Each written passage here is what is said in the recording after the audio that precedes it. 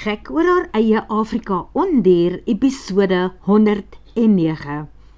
Makwakwa het sy fifiekies, die paar maande oue hyena kindertjies, vir die eerste keer in 'n lang tyd saam met hom geneem om sy strikke te gaan inspekteer. Gewoonlik, wanneer hy gaan kos soek of sy strikke wil gaan stel, dan trek hy sy leeuwmondering aan. Dit het hy by sy ouer broer gesien en toe word dit 'n gewoonte. Dit is mos die een wie se siel hy saam met ander siele geërf het, van dat hy die rol van Ouboet Makwakwa 1 oorgeneem het. Die kop van die leeu, dat hom net soveel groter en gevaarliker lyk, en mense bly weg van hom af. Dit pas bo op sy eie kop. Dan iewers tussen die maanhare van die nek is daar plek vir sy eie gesig, sodat hy kan uitkyk om te sien waar hy beweeg.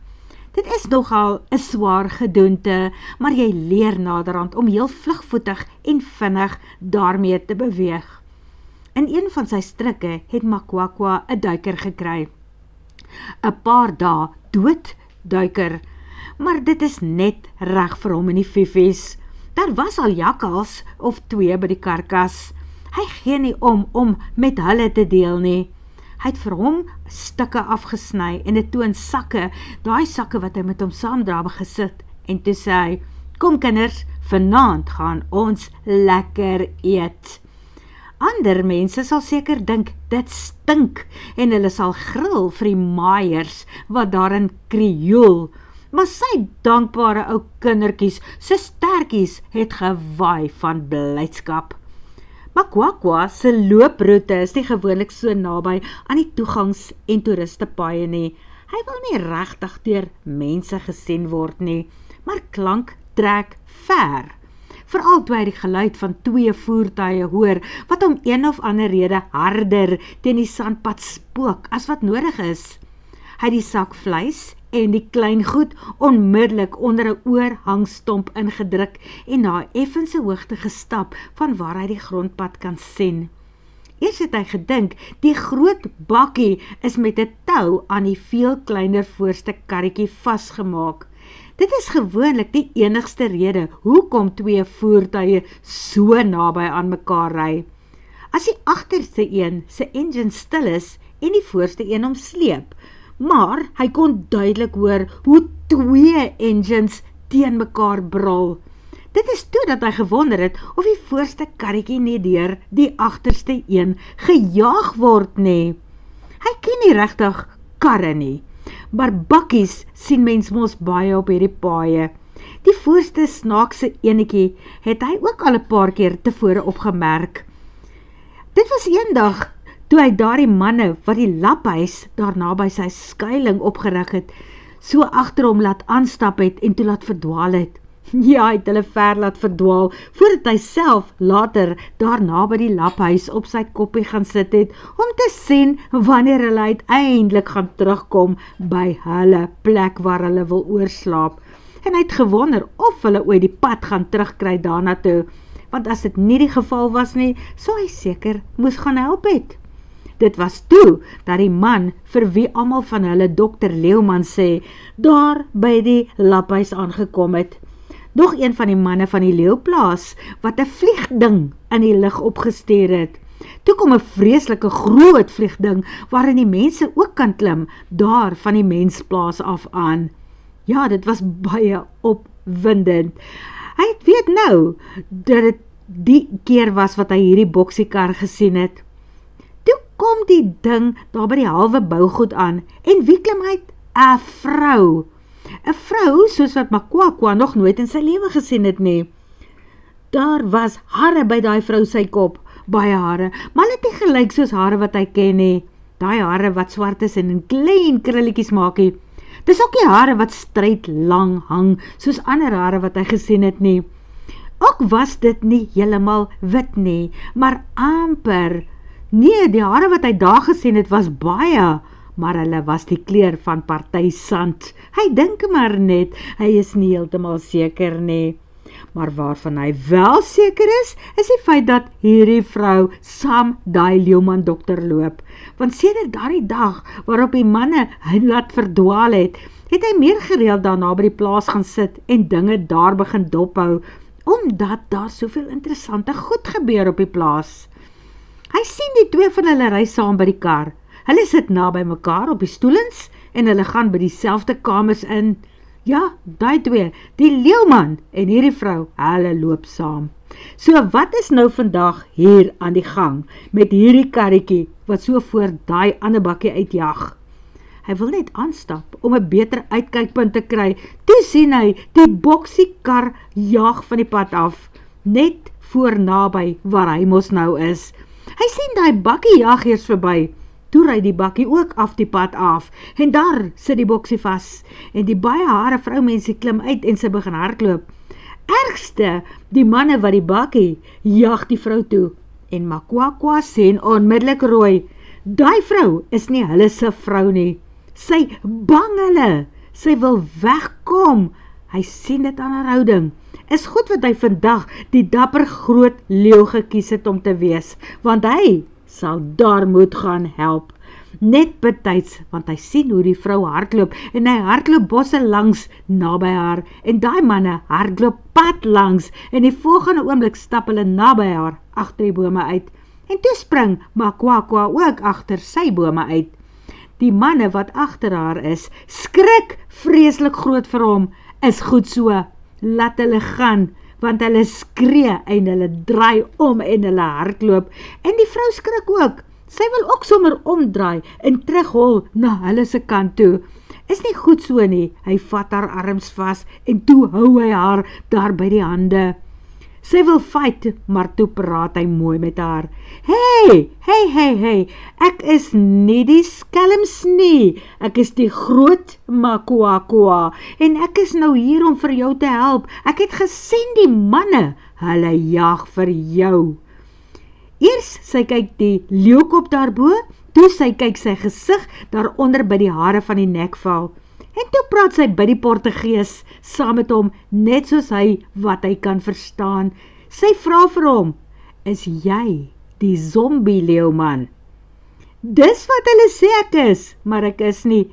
Is net ek en my broer en ons en nog 'n paar ander ouens wat hier binnekant by die leeu is as ek kom aantrek. Nie ons almal gaan by die naam Makwakwa, uiteindelik is ons eintlik maar net enetjie. Wel, ek is Lia, so sê net vir my een ding, is jy 'n toordokter? Nee, ek is nie daai ding nie, ek is net 'n man wat agter my kindertjies wil kyk, my fifiekies. Dis baie mooi. Skielik lyk sy glad nie meer bang vir hom nie. Sy vra mooi, sal jy my arms asseblief los, Makwakwa, en baie dankie dat jy my gehelp het om weg te kom van daardie aaklige manne af. En toe Makwakwa, hy los haar arms, sy staan, sy hardloop nie, sy luister by die ore, sy luister hoe daai ouens nou die bakkie daar aan die kant uitgrawe, sy luister want hulle gaan ry, hulle gaan jag, as hulle eers daar loskom. En toe gebeur het ook so, hulle spin daar die bakkie, dat jy net die sande hoor trek. Lia staan en luister hoe die ouens spook om die bakkie uit die losgrond te kry. Sy hoor hoe hulle mekaar verseker dat daardie ding die vrou waarskynlik heel huids gaan doodmaak en opvreet. Sy kyk na die flenterjas vuil man wat nou daar by haar staan en vra, my kar sit vas, ek dink ek het oor 'n stomp of 'n ding gery, sal jy my asseblief kan help om daar uit te kom, ek sal jou betaal meneer.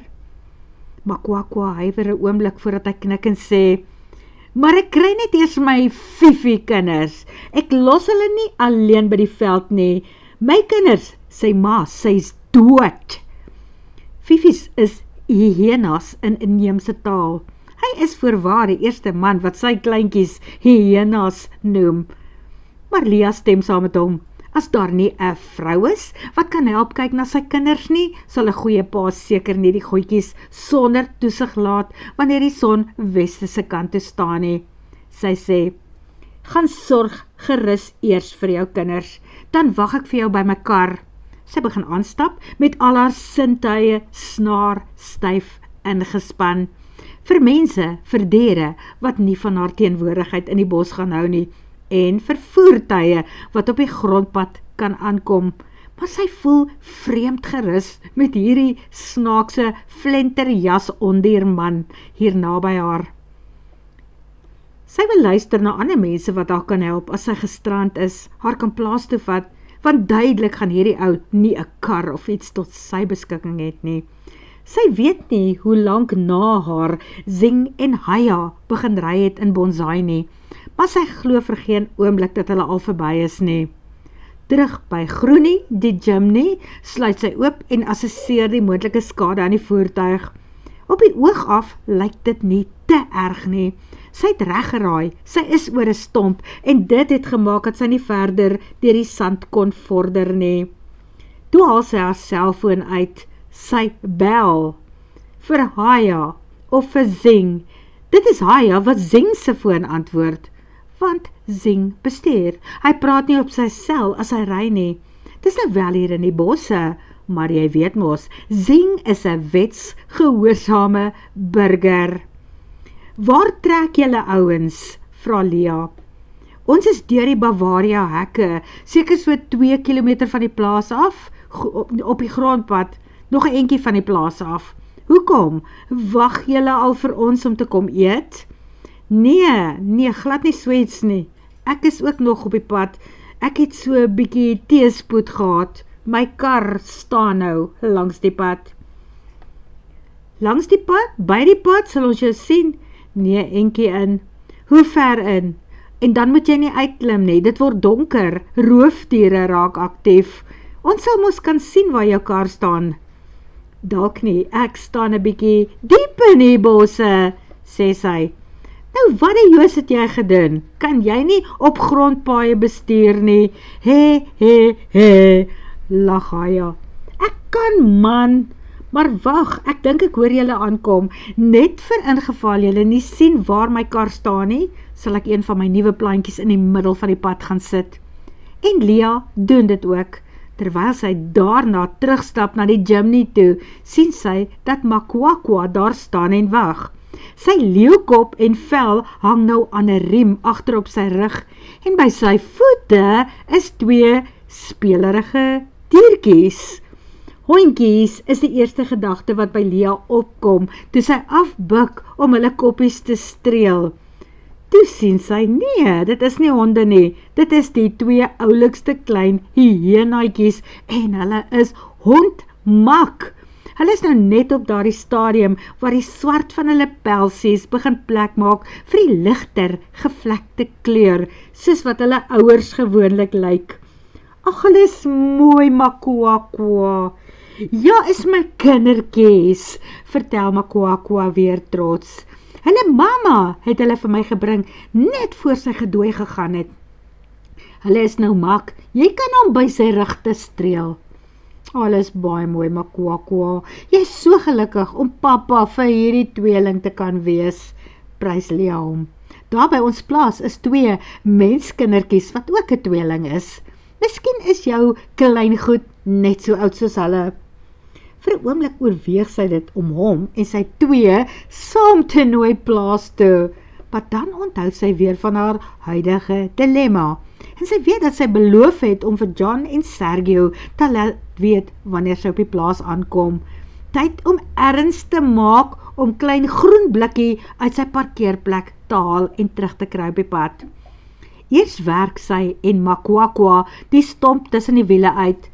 Wanneer sy die kar daarna in treerad druk, begin dit sowaar beweeg en uiteindelik is sy uit die sanderige stuk grond en terug op die grondpad met heel wat hulp van die man hier by haar.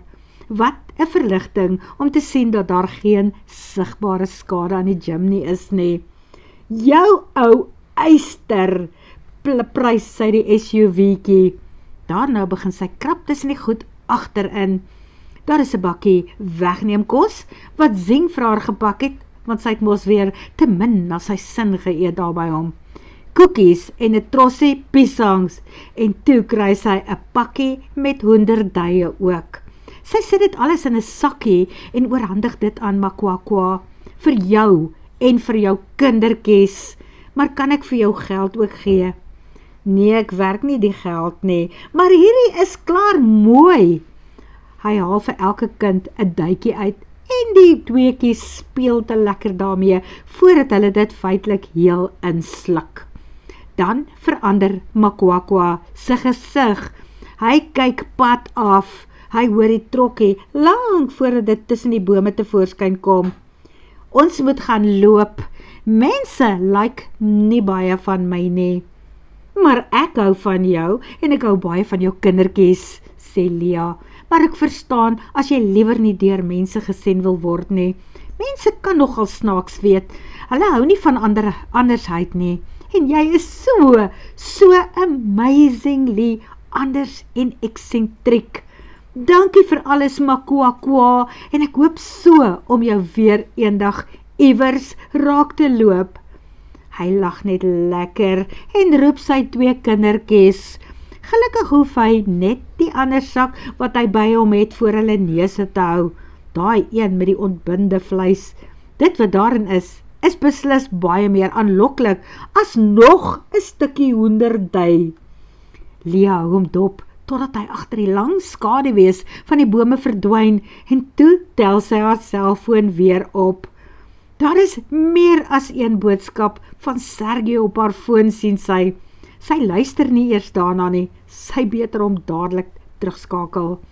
Hi liefste leeuman, skus jongie, ek het so 'n bietjie drama op die pad gehad, maar toe was hier gelukkig iemand wat my kon help. Lia, dankie tog, dit is goed om jou stem te hoor. Ek het by Haya gehoor dat jy van die pad afgery het. Wat het gebeur? Maar toe maar, hulle is blykbaar kort agter jou op dieselfde pad. Is jy en die kar alright? Sy gaan nie al sy vrae beantwoord nie. Sy sê net, ja gelukkig, dankie my liefie. My kar het vasgesit, maar toe ek eers uit die lossand is, kon ek weer self tot op die grondpad ry. So jy darm nie pap, wiele of iets nie? Vra Sergio. Nee, dankie tog. Dit was nie nodig om 'n spaarwiel om te ruil nie. En liefie, nou moet ek eers gaan, want hier hou Zing en Zaya reg langs my stil. Wel weet jy min of meer waar julle is, wil Sergio eers weet. Ja man, baie naby aan Ralph se bougemors, so ons is amper op die plaas. Maak die man 'n gromgeluid voordat hy antwoord. Nou laat jy gaan, en laat weet asseblief tog vir Maria, dat jy op hierdie stadium nie te ver van die huis af is nie. Miskien is sy ook al 'n bietjie bekommerd. Ek sal so maak, dankie Sergio, en ek bel jou later weer. Maar voor ek gaan, het alles daarom goed afgeloop met daardie maanaar, en kon jy hom red? Ja, ons kon, en dit gaan eintlik half goed met hom. Ons het 7 stukke lood uit die arme dier gehaal, en danksy hierdie derasie sal ons operasie vir die naweek nou kort geknip word. Hy is in 'n hok agterop Rory se bakkie. Ons bring hom môre in na die sanctuary toe, om daar gesond te word, en dan, my liefste vroumensie, kom ek huis toe. Jeppie, Sergio, ek kan nie meer wag nie. Jessie, jy was heeltemal te lank weg. Lia lei af en waai vir Zing, wat by sy venster uithang en wag vir opdragte. Hy wil weet, hoe en waarheen nou verder. Die drama is verby, beduie sy. Sy sal voorry en hulle kan agterna kom. En toe besluit sy dat niemand regtig hoef te weet wat alles daar in die bosse gebeur het nie. Hulle hoef ook nie te weet van die vreemde karakter wat sy ontmoet het nie. Net nou konfiskeer iemand Makwakwa se ou kindertjies. As hulle sy hyenas vat, sal dit hom beslis breek, sy fifies. Klink my darm alles is reg daar by jou, meisiekind, sê Rory, terwyl hy tande in sy pap en groente curry slaan. Daar was darm nog 'n bier of 2 vir hom en Sergio. Dit is 7 uur. Hy het pas vir die laaste keer vanaand met Lia gepraat. Hulle gaan nou eet, daar op die plaas. Iets lekkerder, heel waarskynlik, as wat hy en Rory en die span nou moet verorber. Ja, gelukkig klink dit nie vir my asof daar 'n ernstige krisis met haar was nie. Ek is nie meer lus vir dramas nie, regtig ou Rory. Vandag sin met die leeu is omtrent soveel as wat ek in hierdie stadium kan hanteer. En dit is natuurlik ook hoe berugte laaste woorde klink. Sergio laat sak sy kop op sy kussing en maak sy oë toe. Heel wat later, dit is 9 uur die aand. Hy wil net slaap en wanneer hy weer wakker word, wil hy pak en regmaak om die leeu te gaan aflaai. Daarna wil hy reguit na sy meisie en sy kat toe ry. Ten minste is dit rustig daar waar hulle is. Maar skaars dommel hy in of gille skeur deur die nag rondom hom. Leeu, leeu! Sergio se eerste gedagte is dat die leeu die mannaar uit sy hok gekom het. Maar in sy flitselig sien hy dat die groot dier nog net daar is, kop op sy pote, half aan die slaap. Dis duidelik, 'n ander leeu het van iewers afgekom, en toe was daar groot drama. Hy het een van die manne van die kookspan aan die voete beet gekry, en hy sleep nou die man die bosse in. Sergio klim val agter by die Hyundai uit. Hy moet by sy geweer uitkom en 'n paar skote in die lug opskiet. Dan moet hy sy bakkie gebruik en so na as moontlik aan die plek kom waar die man se pyngevulde gille nog steeds opklink. Sy eerste aksie sal wees om sy lewe te probeer red, hopelik as dit nie te laat is teen daai tyd nie. En dan moet hy probeer agterkom wat gemaak het dat 'n leeu iemand uit die relatiewe veiligheid van 'n gazebo kom sleep het, veral met vure wat nog taamlik hoog brand daar tussen die voertuie. Verflaks, kan daar nie net 'n oomblik sonder drama wees nie? Hy's net dankbaar dat hy weet dat Lia se dag duidelik nie naastenby so vol dinge soos syne was nie. Maar nou ja, eerste dinge eerste. Hopelik leef die man nog wanneer hy by hom kom. Word vervolg.